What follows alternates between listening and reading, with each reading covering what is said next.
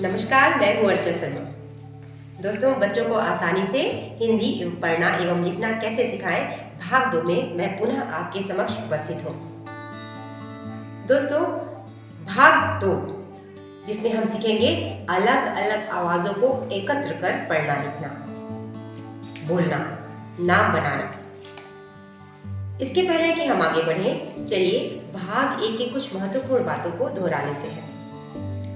भाग 1 में मैंने बताया था कि मैंने 52 अक्षर जो हिंदी के होते हैं, वर्ण होते हैं, उन्हें किस तरह अलग अलग वर्गों में या समूहों में आवंटित किया था, बांटा था, जिसमें मैंने ध्यान रखा था कि एक स्वर्ण उसमें संलग्न कर सकूं और साथ ही उसकी मात्रा को भी इंक्लूड कर सकूं। मेरे ग्रुप जो 1 में थे वो आवाजें थी क, र, म, ह, प, श, आ और उसकी मात्रा। मैंने इस बात का ध्यान रखा कि मैं प्रत्येक दिवस केवल एक ही आवाज से बच्चों को परिचित करा सकूं। इसका फायदा यह हुआ था कि बच्चों के ध्यान में या उनके दिमाग में वह आवाज स्थायी रूप से बन गया था। वो उसकी जो आकृति होती है उसे एकदम अच्छे से पहचान सकते थे, उससे एकदम अच्छे से परिचित हो गए थे। मैंने आपको बताया था कि जैसे जैसे मेरे पास एक से अधिक आवाजें या वर्ण एकत्रित होने लगे, मैंने उनको जोड़कर उन्हें पढ़ना सिखाने पर कार्य करना द्वितीय दिवस से ही प्रारंभ कर दिया था। मैंने इस बात का भी ध्यान रखा था कि जब मेरे पास एक से अधिक आवाजें एकत्रित होते जाए और बच्चे इस बात से अभ्यस्त होते जाए, पढ़ने के अभ्यस्त होते जाए, तब मैं एक दिवस में 2 या 2 से अधिक भी वर्ण या आवाजें उसमें इंक्लूड कर सकूं। ज्यादा से ज्यादा उन्हें सिखाने का प्रयास करती थी। जैसा कि मैंने बताया कि मैंने द्वितीय दिवस से ही जब मेरे पास एक से अधिक आवाज एकत्रित हो गई और वे बच्चे उन आवाज़ों से अच्छी तरह से परिचित हो गए, तब मैंने उन्हें जोड़ कर पढ़ना सिखाना प्रारंभ कर दिया था। जैसे मेरे पास आ गए क और र, तो क र कर, क र कर। जैसे मेरे पास हो गया क म र, तो क म र कमर, क म र कमर। इस बात का भी ध्यान रखा था कि प्रत्येक आवाज के साथ मैं कुछ एक्टिविटी इंक्लूड कर सकूं, जैसे तालियों का प्रयोग, कूदने का प्रयोग, हाथ ऊपर नीचे करने का प्रयोग, जिससे बच्चों में मनोरंजन की भावना आई। बच्चे मनोरंजक ढंग से आवाजों को सीख सके, उन्हें पढ़ना भी सीखने की ओर अग्रसर हो सके।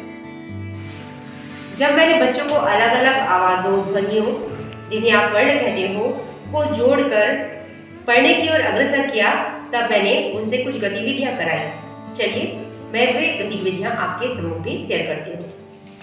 मैंने पहला जो खेल खिलाया वो था कूदो कूदो नाम बूझो। इस तरह से मैंने गेम बनाए थे जमीन पर, और जैसे मैंने किया, बोला कि आप चाय पीते हो।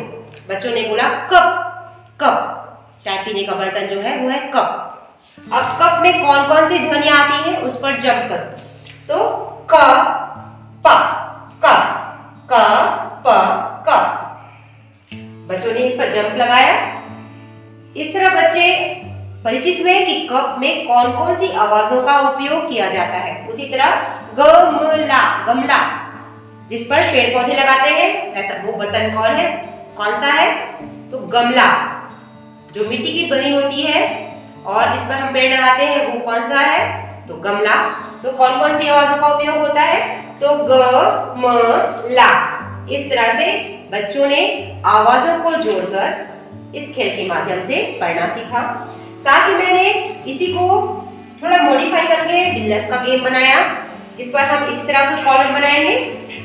चाहे तो हम 2 से 3 कॉलम भी बना सकते हैं और उस पर अलग अलग आवाजों को लिख सकते हैं और बच्चों को बिल्लस फेंकने के लिए कह सकते हैं। बिल्लस को उछालने के लिए, उछाल कर खेलने के लिए प्रेरित कर शब्द बनाना सिखा सकते हैं। तीसरा जो था वो था ग्रिड पर खेलना, ग्रिड पर खेल। इस पर मैं एक चित्र बना देती और चित्र बना के बोलती कि ये क्या है। बच्चे बोलते हैं आम है। आम में किस किस आवाज का उपयोग होता है? ताली बजाकर बताओ। बच्चे द्वारा ताली बजाकर बताया जाता है। ताली इसलिए कि बच्चों का ध्यान कक्षा में बने रहे, साथ ही उन्हें इस बात का पता चले कि इस नाम में कितनी आवाजें हैं, आवाजों की संख्या वो बता पाए, इसलिए ताली का उपयोग किया जाता था। आम बच्चों को लिखने के लिए कहा जाता, क्योंकि बच्चे अच्छी तरह से परिचित हो गए थे। आम उनके द्वारा लिख दिया जाता, फिर उसे जोड़कर यहाँ पर लिखकर पढ़ने के लिए कहा जाता। आम। अभी मैंने बच्चों को लिखना नहीं सिखाया है, केवल मौखिक रूप से अभ्यास करना सिखाया है, केवल ऑडिटरी ब्लेंडिंग करना सिखा रही हूँ मैं। लिखने का कार्य मैं स्वयं कर रही हूँ, सिर्फ बच्चे बताने का कार्य कर रहे हैं। इसके लिए मैंने अलग अलग TLM एक्टिविटीज का उपयोग किया, जो चलिए देखते हैं किस प्रकार है। आवाजों को जोड़कर पढ़ने की प्रक्रिया को आगे बढ़ाने के लिए मैंने इस क्यूब का भी सहारा लिया। मैंने आपको बताया था कि मैंने आवाजों की पहचान करने के लिए इस तरह के क्यूब अलग अलग ग्रुप से संबंधित बनाए थे, जिस पर आप सारे वर्ग एक समूह एक के जो आवाजें हैं वो देख सकते हो। तो इस तरह ये अलग अलग समूह की आवाजें हैं, और जिसको हम रोल करके अलग अलग ग्रुपों से रोलिंग कराई जाती, और जो भी आवाजें ऊपर आती उन्हें एक बार सीधा एक बार उल्टा पढ़ने के लिए प्रेरित किया जाता। जैसे पास, पा सपा। दोस्तों, मेरा उद्देश्य बच्चों को पढ़ना सिखाना था, मैं पहले ही बता चुकी हूँ। मुझे इस बात से फर्क नहीं पड़ता था कि बच्चे सार्थक शब्द बना रहे हैं या निरर्थक, बच्चों को बोलना सिखाना आवश्यक था। इसी तरह मैंने जब 3 वर्णों का सिखाया तो मैंने इनमें से किसी एक क्यूब का यूज किया और कहा कि इसे बीच में पढ़ें। जैसे ये रोल किया गया, फिर ये रोल किया गया, फिर ये रोल किया गया। म प मा, इस तरह से सार्थक और निरर्थक शब्द बनाकर पढ़ना सिखाया गया। एक जो यहाँ पर TLM बने हुए हैं वो अलग अलग समूह के हैं। ये यहाँ पर इसे स्लाइड करके इस तरह से नेक, नेर, नेरे, इसी तरह घुमा घुमा के करे, करा, सेरा, सेला, इस तरह से पढ़ना सिखाने के लिए मैंने ये स्लाइड करने वाला TLM बनाया था, जो आकर्षक होने के साथ साथ पढ़ना सिखाने के लिए भी बहुत उपयोगी है। यहाँ पर देखिए क, ये 3 आवाजों का उपयोग इसमें किया गया है, क, स और र। कसर, स, रे, स, इस तरह से स, इस तरह से बच्चे खाली समय में इसे स्लाइड करके आवाजें शब्द बनाते थे और कहते थे कि हम नाम बना रहे हैं, क्योंकि मैंने उन्हें बताया था कि जो नाम होते हैं वो अलग अलग आवाजों से बनते हैं। यहाँ पर एक और मैंने TLM बनाया था, ये था डोर पिराव शब्द बनाओ। जैसे हमें यहाँ पर इस रस्सी को पिरा कर शब्द बनाना था, मोतियों की जैसे हम माला बनाते हैं उसी तरह से। जैसे हमें आम बनाना है तो पहले हमने आ पर घुमाया इसे, आ, फिर हमारा म है यहाँ पर तो म, आम, इस तरह से हमारा बना आम। उसी तरह से अगर आप बनाना है तो आ, पहले आ पर, फिर प पर, इस तरह से बन गया आ, प, आ।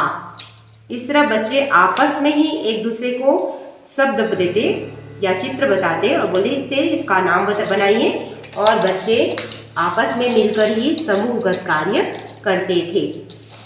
तो इस तरह का डोल पिराव शब्द बनाओ TLM भी मेरे लिए बहुत कारगर सिद्ध हुआ।